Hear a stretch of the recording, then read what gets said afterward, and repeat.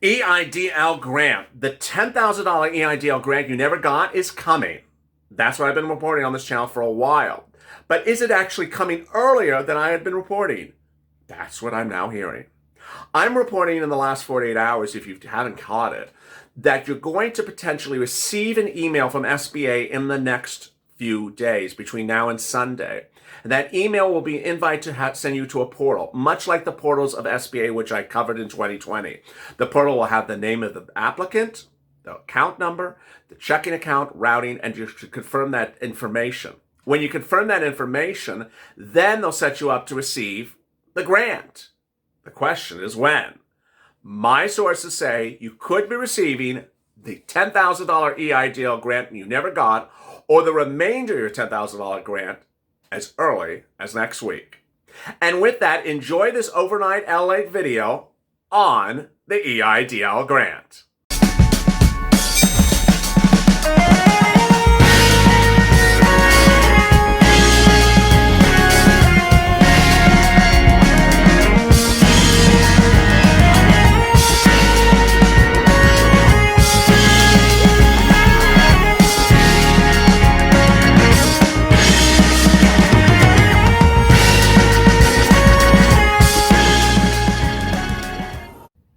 The devil wears Prada scarves, but apparently she's now giving 666 processing numbers to viewers of this channel. This is LALATE. Hope you're good and safe.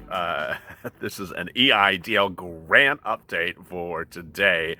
As always, like and subscribe to this channel and drop your comments below, and we may try to answer them in tomorrow's recording, unlike today's. And please hit that bell on the front of this channel so you get an alert every time you see the number 666 appear in your side gig application for EIDL grant. Usually we'd be answering your EIDL grant questions about now, but in thinking and looking over yesterday's grant video, and we have all these wonderful new viewers joining this channel, thank you. I thought we are really rushing through a lot of the nuances of the EIDL grant that really need to be gone through slowly, because we're basically trying to condense 2 months of recordings into a 5-second bombshell at the 10-minute mark, and that's too much, too quickly, and a little bit too confusing and overwhelming for new viewers. So we're going to slow it down and go off book, which I know you always love when I spice it up a little bit, and really give you all the nuances, tidbits, bombshells, exclusives, twists, and turns that you need to really know about what you're getting yourself into with the EIDL grant and loan SBA applications. The reason why this channel exists is because we deal with all the details. We deal with all the elements, whether it's collateralized or not collateralized, terms and conditions, what's working capital, how does working capital work, can you negotiate the loan, can you renegotiate the loan, can you get the grant money, can you get multiple grant monies, all these sort of usual details that is hideously complex, but not confusing when you know it. What's great with the viewers of this channel is I've slowly done little bits at a time, and viewers have really gotten it, understood it, and done it well. But for new viewers, it may be a lot of information too quickly. So I'm going to try to do is try to get it all covered in a recap of basically 2 months of recording in one video. I don't know if I can do it, but let's do it right now. First, when you apply, I'm going to go back in time, as I guess this is sort of the modus of operandi. The reason why this channel picked up and got speed early on when it launched in April 25th was we realized that people had made mistakes in their EIDL applications. Now that some of you have applied for the EIDL grant this week or maybe in May, just very recently, there may be errors on your application. And those errors may ultimately impede your ability to get grant or loan money. So I want to go over with you where the common errors are. So we're first dealing with the application process itself. I want to make sure you got it right. And for returning OG viewers, this is important as well. You don't want to make a mistake. The Streamline application really calls for a series of different type of applicants, but it's really basically 2 types of viewers. You're either 1, a business, 500 employees or less, or 2, you're a sole practitioner, a solo. And you need to fill those out correctly, because doing them incorrectly, as we learned back in April, will get your application either denied or off the tracks or in a real bad situation. So this is the way you should have done it when you applied, whenever you applied, if it was a May or June, or if you're a March or June April applicant, you just find this channel. These are what the ways you had to do it and the ways you should not have done it. So if you applied as a solo, you had to put your personal name, your personal social security number, and your personal banking account. All those things need to be correct. It can't be anything other than that. So it can't be your husband's banking account because they won't. They will see an error. Can't be your husband's social security number. Can't be your name and your EIN. You can't mess things up. So your name, your social security number, and your personal banking account. Now, if you applied as a business, then it's the business name, the business EIN, and the business banking account. Checking or savings doesn't make a difference. What's important here is when I say business, I mean incorporation, and I mean LLC or LP or something like that. It has to be really exact to the spelling, to the period, to the punctuation, to the capitalization. Things like that deny applications. I'll tell you why. If your business is Haircuts Incorporated spelled out and you fill out the Streamline application as Inc., INC, sometimes these computer systems don't recognize the difference. So it has to be exactly correct. What is correct? The way you incorporate it with the Secretary of State. So you should have the exact spelling, the exact punctuation, and the exact phrasing. So if you have a comma in there, if you have a period, if you have capitals, do it exactly right. Next, don't make a mistake on the EIN. Make sure it's correct. Third, this is a big one. People don't always realize it. Make sure the routing number is correct. Checking accounts do not have the same routing number as savings accounts. A lot of people think they do. They don't. They absolutely have different routing numbers. So make sure you have that correct. Last, it sounds obvious, but make sure the address is correct. The address should be consistent with what was on the last tax return. So when you filed a 2018 tax return, was your address for your business at 100 Main Street, North Hill? Well, if they get an application and it says 2020 Burberry Street, they're going to say, wait a second, this doesn't sound like the right person. I can't verify it. And I know you may have moved, but those type of things cause a lot of problems. They really do.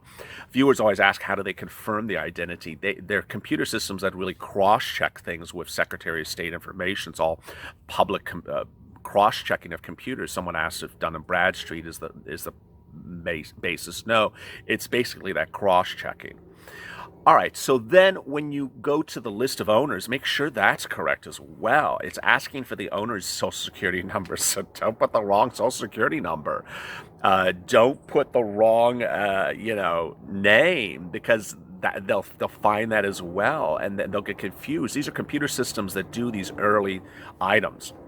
People did not, when this channel launched in March, and we realized there were these errors, we told people about these errors, and what happened immediately was they said, oh, I made a mistake. So they immediately called SBA, and SBA confirmed all those errors and fixed them over the phone. So if you have an error, you're listening to me right now, and you're like, oh, goodness, I just started having an error. The guy with the tank top and the blue shirt told me I have an error. Call SBA and get it fixed. It has to be fixed. If it's not fixed, you're going to get it off the rails. All right, so that's the application. Next,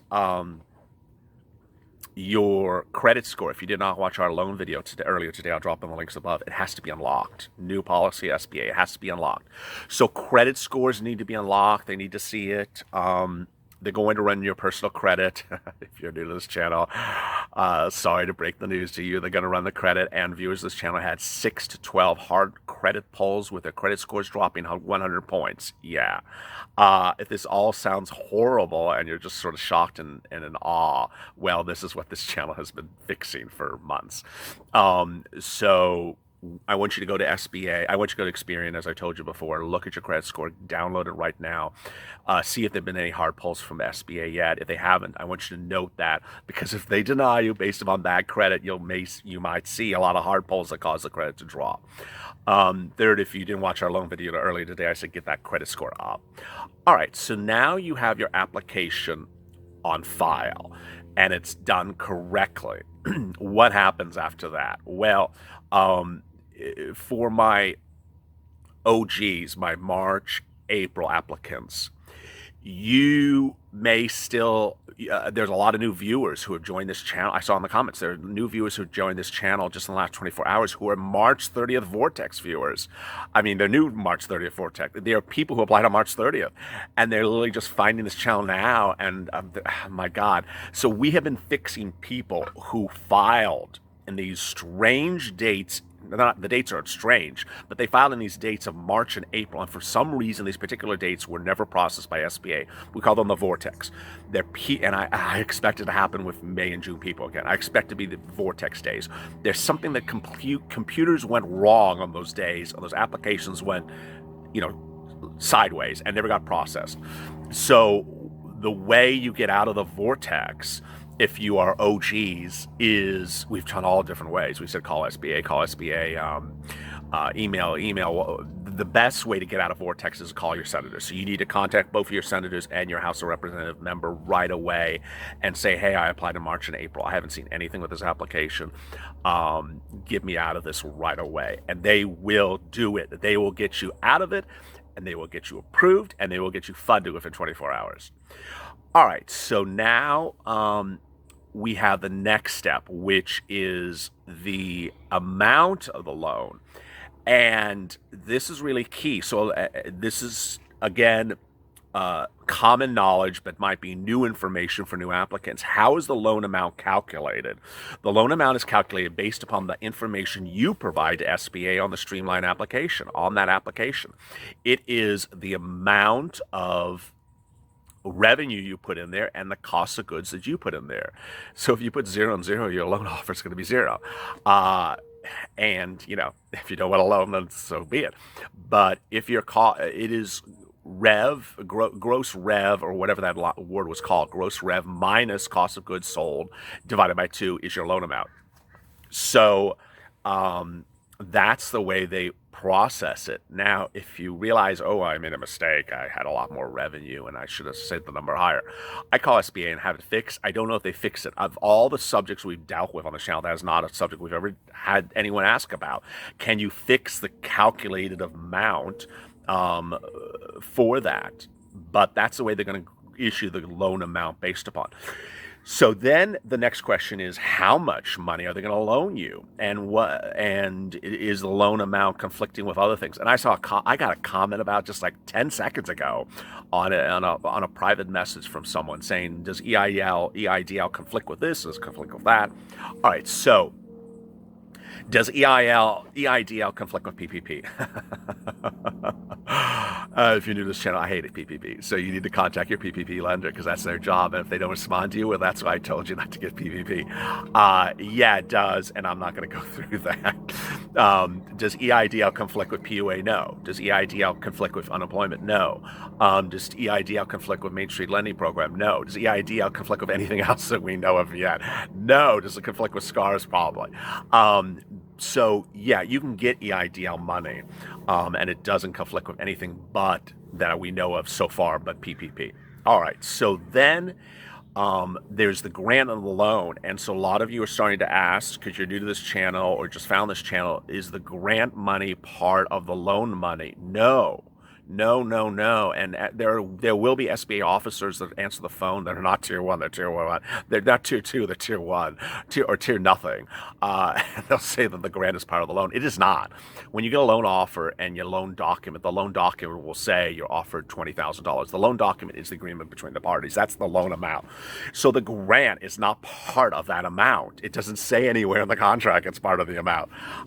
It's just not. And if someone on the phone tells you that, well, just sort of have an interior laugh to yourself and hang up the phone and call back and speak to another person, because it's not. So if you get a $5,000 EIDL grant, it is not part of your loan offer. Next, the grant money. So a lot of you have asked what can you use the grant money for? Anything for your business. It is not refundable. You do not have to refund it. It is yours. So you do not need to. Oh, here's a side bit, not side chick, not side gig, but side bit. Don't close the banking account that you gave that bank number to SBA. I've had viewers back in March that did that. They're like, oh, I forgot to I closed that banking account. And suddenly everything goes wrong. So please don't close the banking account while you're waiting for the EIDL money to come. It sounds so obvious, but viewers have done it, and boy, it's a hot mess. So finally, the grant money comes. How does it come? It comes by direct deposit. There's no pre-warning. You just wake up and you get an alert from your bank. There's money in your account, and it has the letters of SBA G sometimes in the routing number, and it's right there. It's done, and that is yours. SBA often sends a lot of emails, and they don't make a lot of sense. They have nothing to do with stuff like we're processing, we're looking, we're processing. Just sort of ignore them. Unless you get something that actually sends you a link to a portal. All right, so that's your grant money. The grant money is supposed to be advanced. It's supposed to come before your loan money. SBA has sort of just made a hot mess of it. For people who applied in March and April, some of the people got the grant money before the loan money. Oh, it's getting cold out here. And then others got nothing. And so what happened was they got no grant money, and to this day they got no grant money. And so they're now waiting to get the grant money after the loan is processed. So if you are new to this channel and you applied in March or April, two things either happened. Either you got grant money right off the bat, $1,000 per employee, or you got nothing. So of those who got the $1,000 per employee grant money in March or April, you are knocking the remainder of the $10,000. There are channels out there that'll continue to send you fairy tales, Alice in Wonderland storylands that you're going to get the remainder of the $10,000, and they feel and they think about it. It's just not going to happen. It's just not going to happen. And as one person so nicely comments in the videos of this channel, so stop asking the guy with the Miami Vice blue shirt and the white undershirt. Stop asking him where the remainder of your $10,000 grant is. It's not coming. It's absolutely not coming. There's no indication it'll ever come. There's no method or madness that you'll ever get the remainder of that $10,000. So the other viewers are the ones from March or April who never got any grant money, never got a penny. And so the way you're going to get the grant money is when your loan is processed. So either it is denied or it's approved. If it's denied, if your EIDL loan is denied from March or April, then you need to write a letter of reconsideration to the email address that's in the denial letter. You'll get a denial letter that said, hi, here's the email address to do a reconsideration. You need to write a letter, send it by email to the reconsideration email address, and in the letter say, I want to reconsider the denial of the loan, and I want my grant money, but say it in a nice way. And they will get you the grant money. More on that in a second. Second, if you get an EIDL loan offer, before you accept the loan offer, if you've already accepted it, then do the following as well. But before you accept the loan offer, call SBA and ask them, where's your grant money, when are you going to receive it, and how are you going to receive it? If you've already received your grant money, your loan money, but still haven't received your grant, you need to do the same thing as well. All right, so what's going to happen is they absolutely, positively will give you your grant money when your loan is finalized for March and April applicants. But you need to get that finalized. If it's not finalized, you're not getting a penny of grant money. So when you get that finalized, the grant money will come to you. How will it come to you? They will send you an email. A lot of viewers, boy, in the last 24 hours, this is the most common question was, I got this email that says to verify information to receive an advance, ADVANC. What does that mean? That means they're asking for your banking information before they send you the grant money. It's great. It basically says, confirm your bank account and routing number, and we're ready to send you the grant money. But they don't say grant money, they say advance. That's teeing up to get you the grant money. And that's great. When you do that, within 24 hours, they will within 1 week, they will send you the grant money to that bank account by direct deposit. Okay, so pretty simple. I've had the 99% of the questions have been about when do I get this, have been about exactly that. What is this email, and when am I getting my grant money, and how am I getting my grant money? Finally, when you get your grant money, it doesn't mean that your March and April EIDL denied loan has gone to the wayside. No, they're still doing reconsideration. So how do you do a reconsideration? So there's three ways you do a reconsideration. It's denial of bad character, denial of bad credit score, or unverifiable information. I've done a lot of videos on it. I have one today about that and the loan as well. So you need to do that, and that will tee you up for potentially getting your loan amount. So now let's jump to the May and June applicants. So if you applied for an agricultural loan in May, because another channel told you to do so, we know who it is, then the SBA is sort of rolling over and forgiving you and processing you along with everyone else now in June, and is literally sending EIDL grants overnight within 24 hours to your bank accounts. They're that fast. And yeah, I've seen that you all send these frustrated comments like, how dare them send EIDL grant to people that literally just walked in yesterday on June 14th and they're getting their money, and I've been sitting here since March 30th, haven't seen a penny. I feel for you. It's absolutely true.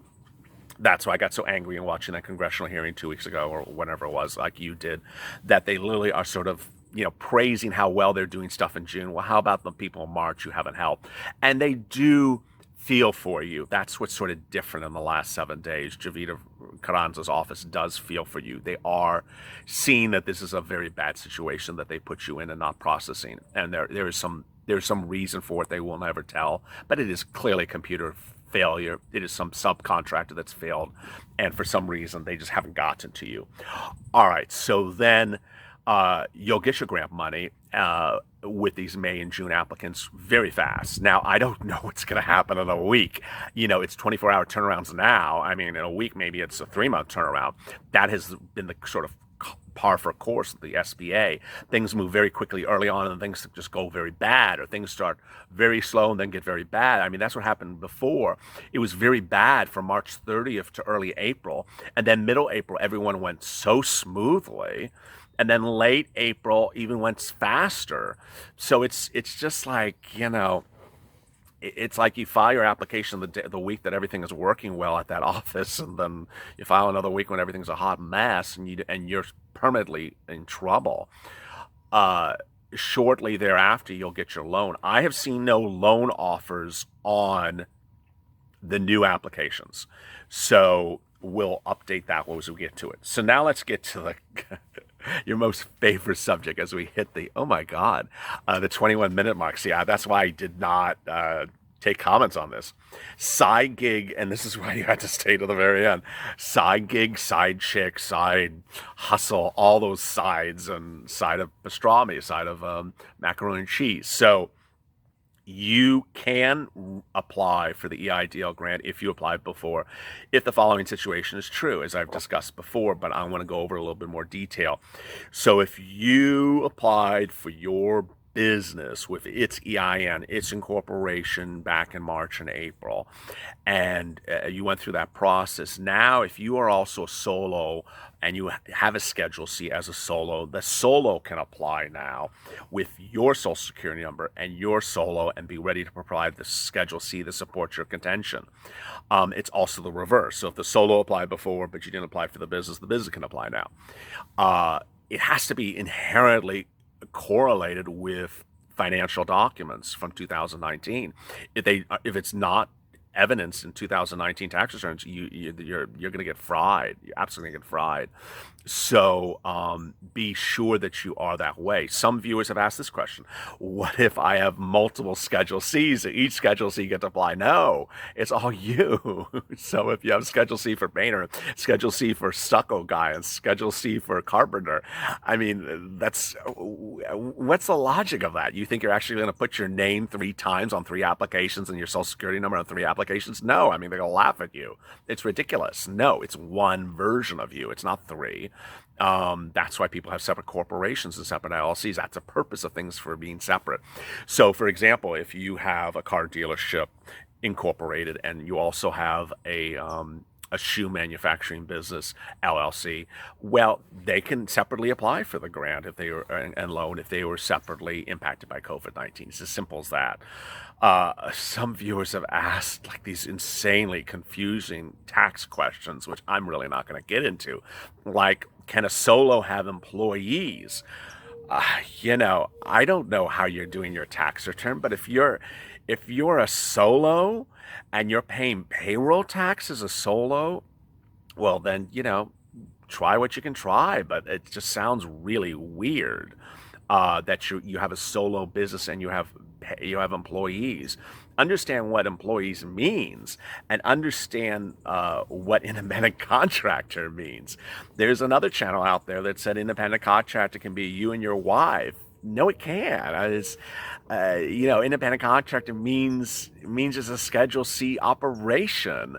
There is no you and your wife. Now, your wife can be her own independent contractor, and you can be your own independent contractor.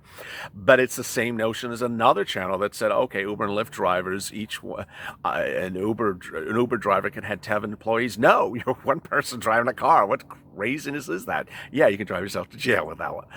It makes absolutely no sense, and you know it does, and you're just playing games. So I shouldn't even laugh at it. So there you go. Those of you who want to sort of reapply because something went wrong in the first application can't do that. They're going to see it and bounce it. So if you went through the first application in March or April for whatever entity you did and something went wrong, you went for the loan, you got denied the loan, you said, I'm going to try it again. No, I mean, you can't. That's not the purpose of the process. The purpose of the process is for new applicants. It's not for a try again. It's not a mulligan. It's not SBA mulligan operations. So finally, when you get the loan, here we go. Boy, there's a lot to cover. When you get the loan, and you have a loan offer, that doesn't mean they're going to accept it on their side. Viewers don't understand that still, newer viewers. So if you get a loan offer, you're going to see a portal invite to an email that sends you to a portal. You sign in and says loan offer $5,000 or $10,000. You accept it, and then you get a denial. They're like, why did I get a denial? Because they haven't accepted it. So what happens when you get that portal invite and you go in there, they're going to do another Experian hard credit pull, and then they may reject you based upon credit at that point. Yes, so that's not actually a firm offer until they accept it. If the offer is above $25,000, if it's $25,001, consider this. At that point, it is collateralized. So $25,001 is a collateralized loan, meaning that if you default on the loan, they will come and take the things that are collateralized against, which include your business bank accounts, your business furniture, your business items. They have the power to do that. If you do not want to be collateralized, then you need to get the loan lowered. Boy, there's a lot here in this video. This is like a chock full of nuts. So if you get a loan offer of $50,000, you need to contact SBA and say, I want to reduce this to $24,900, which is the popular number of this channel. I would send it also in the link inside the portal, and also send it by email. Say, I want to reduce it. Do not sign the loan document until you do not sign the loan document. Do that because once you sign the loan document, they are not reducing the loan amount. If you have accepted the loan amount and you now have a second chain of thought, I'm sorry. The best thing you can do is just sit back and hope nothing goes wrong. And if you're unhappy after a year, give it back, or you can give it back now. There's no early payment penalty within the first year. There's nothing to do either. If you want it, let's go the other direction. First of all, I don't know if Jovita's going to have the same problems with the second round of applications. But if you get a loan offer of $1, $0, $1,000, $1,500, or $1,800, it's a computer glitch. They really don't intend to offer you that loan amount. There's some tier one operators who say, yeah, that's true. That is a correct amount. It is not. It's a computer glitch. Call SBA and get it reversed.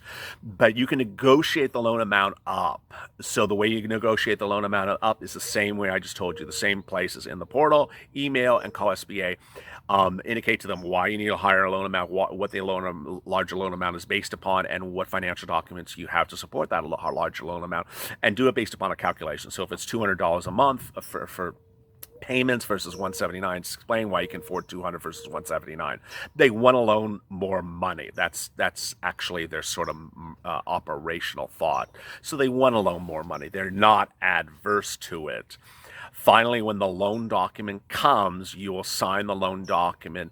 And when they sign the loan document, it means it's confirmed. At that point, we're good to go.